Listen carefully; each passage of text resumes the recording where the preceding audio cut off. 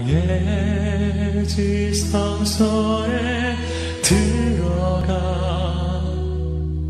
보좌하며.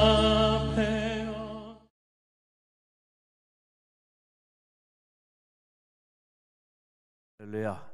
오늘도 이른 새벽 미명에 하루의 첫 시간 주님 품에 나온 여러분 모두를 주님의 이름으로 축복하고 또 환영합니다. 오늘 히브리서 2장 말씀인데, 이 히브리서가 기록된 목적에 대해서 제가 여러분에게 말씀을 드렸죠. 유대인이었던 이들이 이제 기독교로 개종하게 되는데 그 이후에 박해가 심했다는 거예요. 언제나 이 변화에는 고통이 따르는 거죠. 다른 사람이 박해하는 게 아니고 유대인들이 박해하기 시작하는 거예요. 그래서 유대인의 박해, 그리고 로마 교황의 황제 박해, 이런 여러 가지 내적인 박해, 외적인 박해로 인해서 기독교로 개종했다가 다시 유대교로 넘어가는 이들이 발생하게 되었는데, 이제 이런 이들에 대하여 믿음으로 권면하기 위하여 기록된 말씀이 히브리서예요. 히브리서. 그래서 오늘 히브리서 2장에 보게 되면 이 기독론이라고 이렇게 말을 하는데, 크리스탈라지라고 그러는 거예요. 예수 그리스도에 관한, 그러니까 히브리서가 말하는 히브리서의 기독론이 기록되어 있는 부분이 이 히브리서 2장에 관한 말씀이에요.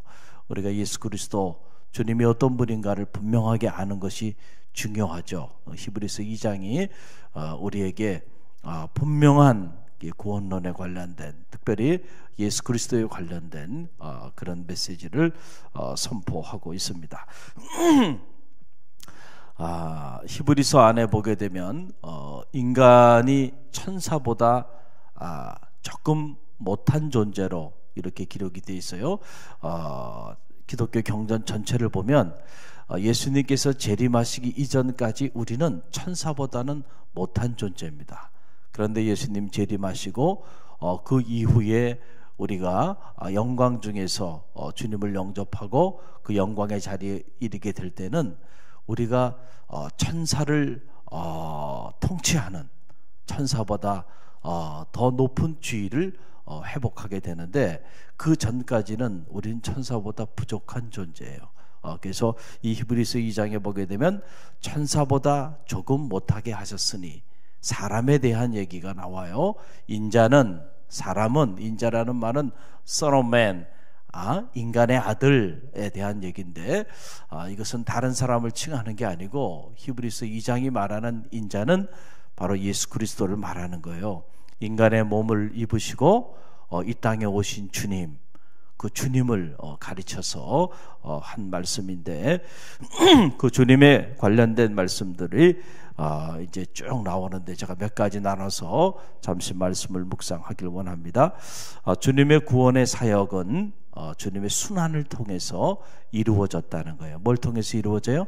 순환. 이걸 꼭 기억하는 것이 중요합니다. 순환. 9절의 말씀이죠. 함께 읽어봅니다. 오직 우리가 천사들보다 잠시 동안 못하게 하심을 입은 자, 곧 죽음의 고난을 받으심으로 말미암아 영광과 존귀로 관을 쓰신 예수를 보니, 이를 행하심은 하나님의 은혜로 말미암아 모든 사람을 위하여 죽음을 맛보려 하심이라. 아멘. 자, 여기 보게 되면 천사보다 조금 못한, 잠시 동안 천사들보다 못하게 하심을 입은 자, 곧 죽음의 고난을 받으심으로 말미암아. 누구를 얘기하는 거예요? 지금 예수님을 가리켜서 말씀하는 건데, 그래서 잠시 인간의 몸을 입으셨기 때문에 천사보다 못한 존재로 자리했지만은 그분의 고난과 순환, 십자가의 죽으심의 그 고통을 통하여 영광과 존귀로 관을 쓰게 하셨다라고 하는 사실이에요. 할렐루야. 영광과 존귀의 관, 우리는 흔히들 영광의 자리, 존귀한 자리에 이르기를 원하잖아요. 그런데 그런 자리는 그냥 이루어지는 게 아니고 주님이 당하셨던 그 순환을 우리의 육체의 몸에 짊어질 때 그때의 영광과 존귀의 자리에 이르게 된다는 사실을 꼭 기억하시길 바랍니다. 사람은 영광과 존귀만 생각하지 영광과 존귀의 관, 주님이 쓰신 그 관이 어떤 관인지는 생각하지 않는 경우가 있어요. No cross, no crown이에요. 십자가 없는 부활은 없어요. 가정에서도 부모의 희생과 헌신이 그 가정을 일으키게 되는 거 아닌가요? 할렐루야. 부모가 자녀를 위해서 조금 더 희생하려고 하지 않고 헌신하려고 하지 않는다고 한다면 어떻게 부모의 영광과 존귀가 그 가정에 자리할 수 있을까요?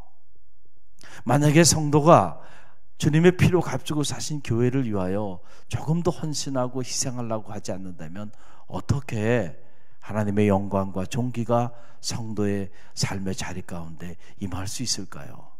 여러분, 그런 일은 없어요. 우리 교회가 이 어두운 이 지역과 세상 속에서 우리에게 맡겨진 시대적 사명이 있는데 그 사명을 위해서 십자가를 지며 이 고난의 길을 걸어가지 않고서야 어떻게 이 어두운 밤에 빛이 될 수 있겠는가?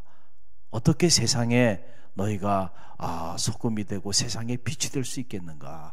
라고 하는 사실이에요. 그래서 우리가 영광과 존귀를 생각할 때 주님께서 쓰신 그 순환의 관을 꼭 기억하시기를 바랍니다. 또 하나는 자, 오늘 말씀 보게 되면 만물이 그 앞에 복종케 하셨다라고 하는 말씀인데 8절의 말씀이죠. 우리 함께 읽어봅니다.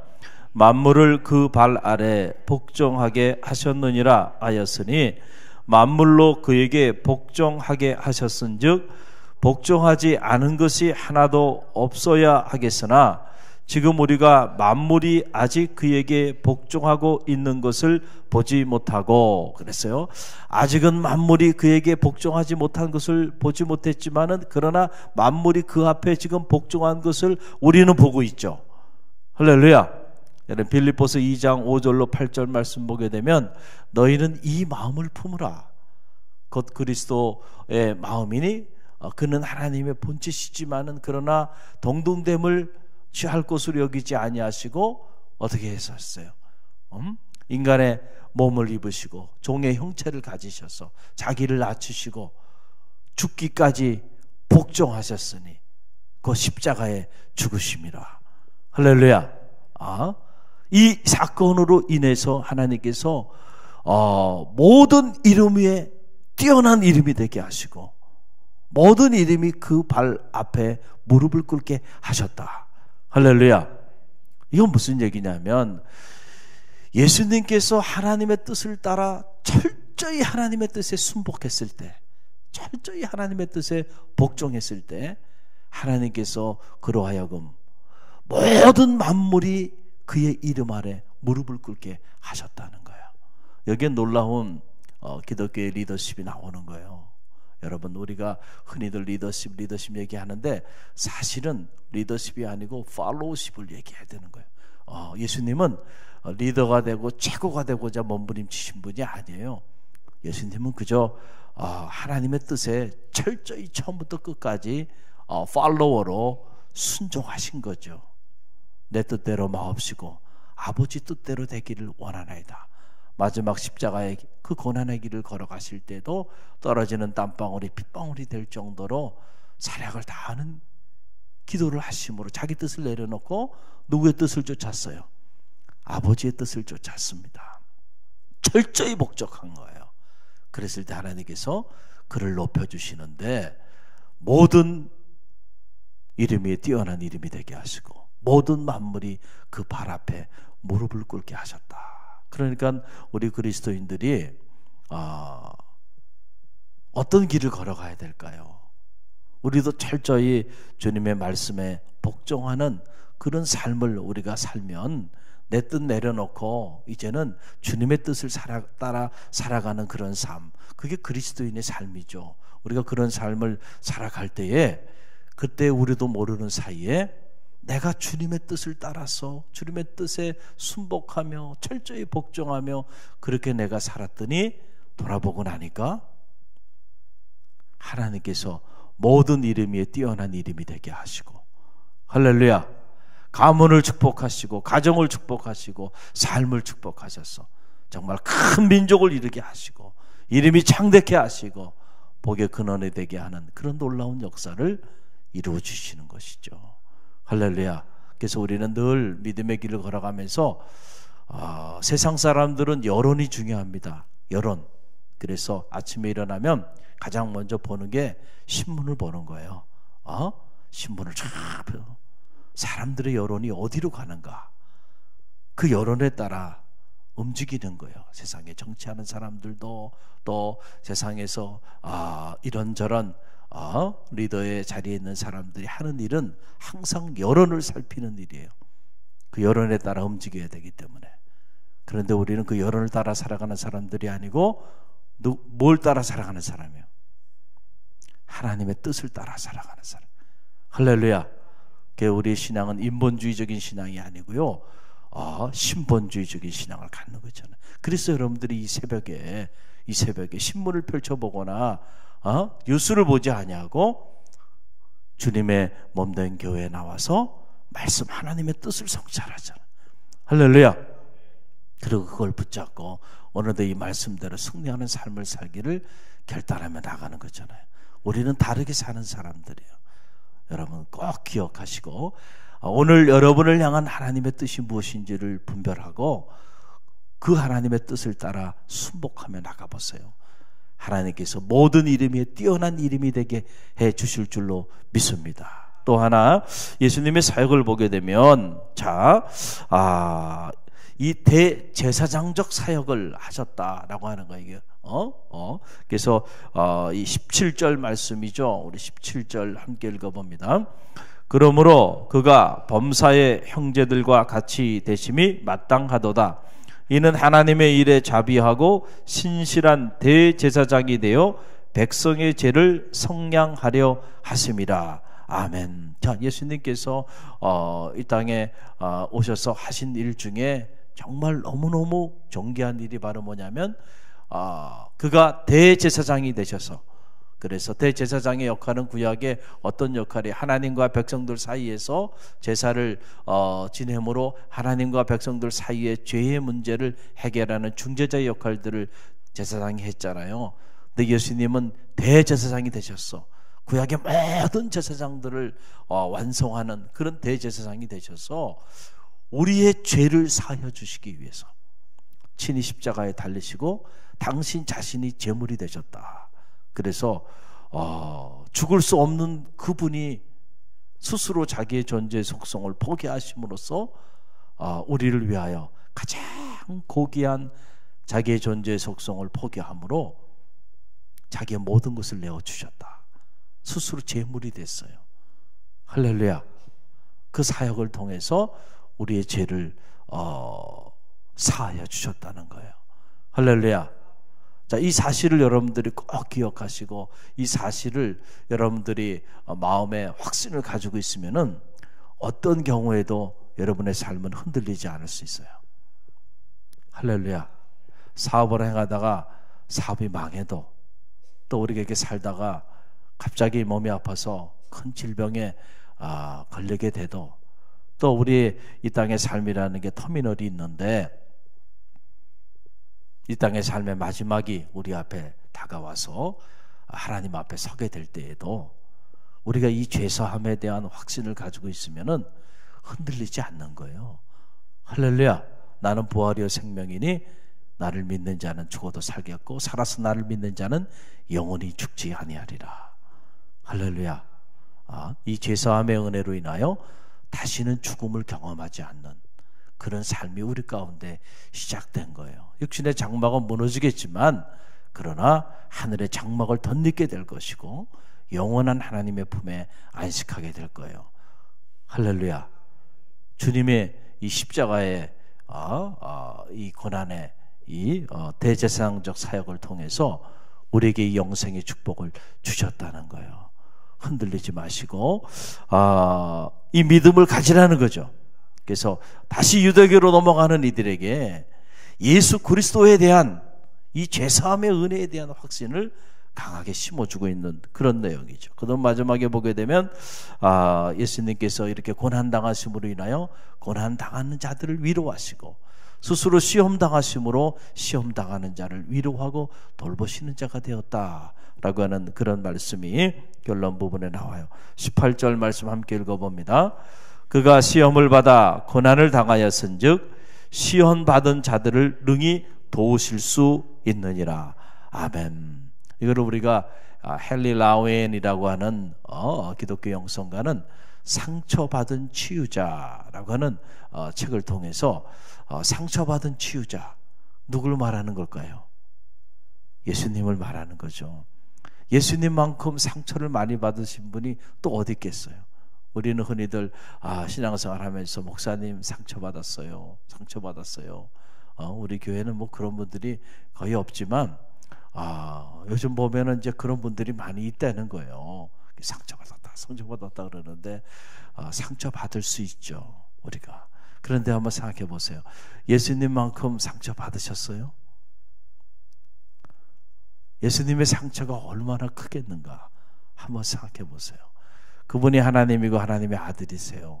우리의 죄를 사하여 주시기 위하여 주님께서 오셨는데, 그 죄를 사하여 주기 위하여 왔는데 그 죄인들에 의해서 찢김당하고 버림당하고 짓밟힘당하고, 그리고 3년의 공생애를 통하여 정말 제자들의 발까지 씻겨주면서 끝까지 사랑했다. 요한복음에 보게 되면 그가 자기의 사람을 사랑하되 끝까지 사랑했다. 우리의 사랑은 끝까지의 사랑이 안 되잖아요. 좋을 땐 좋지만 안 좋으면 원수가 되고 갈라지고, 우리의 사랑은 이렇게 제한적이고 언제나 불완전해요. 그러나 우리를 향한 주님의 사랑은 완전하고 그 사랑은 유효기간이 없어요. 끝까지 사랑하시는 끝까지 사랑이에요. 그렇게 사랑하셨는데 그들에 의하여 찢김당하고 버림당하고 그 제자들에 의해서 여러분 배신당하고, 자, 예수님의 상처가 얼마나 컸을까 한번 상상을 한번 해보세요. 저도 목회를 하면서 이렇게 저야 뭐 너무 좋은 교회에서 사역을 하다 보니까 그렇게 큰 상처 없이 사역을 하고 있어요. 그러나 늘 믿음 안에서 이 어두운 세상에 진리의 깃발을 들고 성직자로 살아가는 것 자체가 버거운 짐입니다. 할렐루야. 버거운 짐이죠. 그러나 주님께서 짊어진 그 상처와 그 짐에 비하면 아무것도 아닌 거예요. 아무것도 아닌 거예요. 근데 보면요, 상처가 많으면 많을수록 그 상처가 사명이 되는 거예요. 이게 무슨 말이냐면요, 저희가 우리 둘째 아이가 많이 아팠었잖아요. 그렇죠? 많이 아팠어요. 근데 그 많이 아플 때는 참 정말 너무너무 고통스러웠는데 지금 지나고 나서 이렇게 사역을 하면서 보니까 그게 사명이 되더라고요. 이게 무슨 얘기냐면은, 어린아이들이 이렇게 태어났을 때 몸이 좀 아프거나 그런 경우에 참 안타깝죠.